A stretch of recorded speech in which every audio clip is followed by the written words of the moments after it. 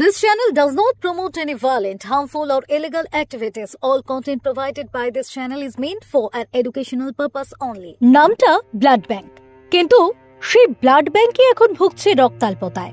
কথা হচ্ছে কাঁথি মহকুমা হাসপাতালের ব্লাড ব্যাংকের। গত ৫-৬ দিন রক্ত শূন্য। লাল রঙের ব্লাড ব্যাংকের সাইনবোর্ড জল করছে, অথচ রক্তের দেখা নেই। ফলত ব্লাড স্টকের ডিসপ্লে বোর্ড বন্ধ। শুধু কাঁথি মহকুমা নয়, প্রয়োজনে এগরা মহকুমা, ওড়িশা বর্ডার লাগোয়া এলাকার রোগীরাও কিন্তু এই ব্লাড ব্যাংকের উপরেই নির্ভরশীল। প্রতিদিন গড়ে প্রায় ৬০ থেকে ৭০ জন থ্যালাসেমিয়া রোগী ব্লাড ব্যাংকে রক্ত নিতে আসেন, যাদের মধ্যে আবার অধিকাংশ শিশু। এছাড়াও প্রায় ২০ জন রোগী অন্যান্য রোগের কারণে রক্ত নিতে এখানে আসেন। আবার কাঁথি মহকুমা হাসপাতালে সার্জারি বিভাগের প্রয়োজনীয় রক্ত এখান থেকেই সরবরাহ হয়। এছাড়া পথ দুর্ঘটনা সহ অন্যান্য দুর্ঘটনাতে ইমার্জেন্সি রক্ত সরবরাহ এখান থেকেই হয়। এমন গুরুত্বপূর্ণ একটি ব্লাড ব্যাংকে রক্ত না থাকায় বিপাকে পড়েছেন বহু রোগী ও তাদের পরিজনেরা। ব্লাড নেই বলছে, এই পজিটিভ ব্লাডটা নেই বলছে। 10 তারিখে থেকে 10 তারিখে কি করবেন তাহলে? এখন কি করবো আমরা বর্তমানে এখানকার নাম্বারটা জানে না। ওরা যেসব এখানে থাকে ওদের কাছে ফোন করছে, 2 দিন কেউ ফোন তুলেনি, ব্লাড নেই বলে কেউ ফোন তুলেনি, ওর জন্য আসতে পারিনি। তো খুবই বাধ্য করে আজকে আমি এসেছি, আমার অসুস্থ হয়ে গেছে। তাহলে আজকে এসছেন যে আজকে ব্লাড পাবেন বলে আশা করছেন? না। এখন কি করবেন? কি করবো, বাড়ি যেতে হবে পুরো বাধ্য করে। কাঁথি মহকুমা হাসপাতালে থ্যালাসেমিয়া রোগীদের মতো প্রতিদিন প্রচুর প্রসূতি মায়েরাও আসেন। অস্ত্রোপচারের সময় জরুরি ভিত্তিতে অনেকের রক্ত দরকার হয়। এমন রক্তের সংকটের সময় রোগীদের পাশে বহু বেসরকারি সংস্থা ও সমাজসেবীরা এসে সাহায্যের হাত বাড়িয়ে দিচ্ছেন। সকলকে এগিয়ে আসার জন্য তারা আহ্বান জানিয়েছেন, সোশ্যাল মিডিয়ায় বহুল প্রচারও করেছেন। বেশ কিছুদিন হলো কাঁথি ব্লাড ব্যাংক একেবারেই ফাঁকা, কোনো গ্রুপেরই রক্ত নেই এখানে।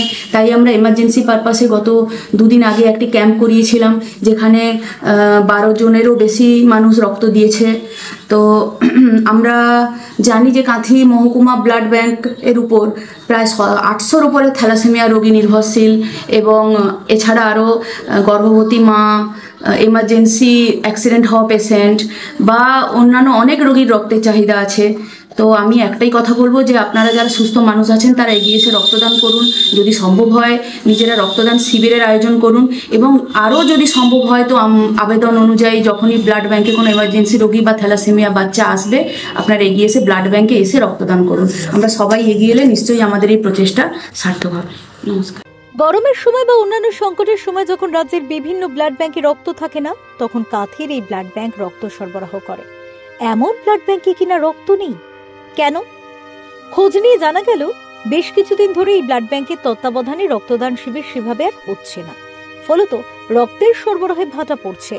সমস্যার সমাধানে কি ভাবছে ব্লাড ব্যাংক কর্তৃপক্ষ? এই সময়টা প্রত্যেকবারই ব্লাডের একটু শর্টেজ থাকেই বর্ষাকালে, চাষবাসের সময়, বিশেষ করে ক্যান্সার ক্রাইসিস থাকে। তো গতবারের তুলনায় আমাদের এবার খুবই শর্টেজ, মানে এই লাস্ট 1 উইকে একটুখানি ক্রাইসিস হচ্ছে। তবু আমরা দিতে পেরেছি যে একজনকে একটু ডোনার আনতে হচ্ছে। তো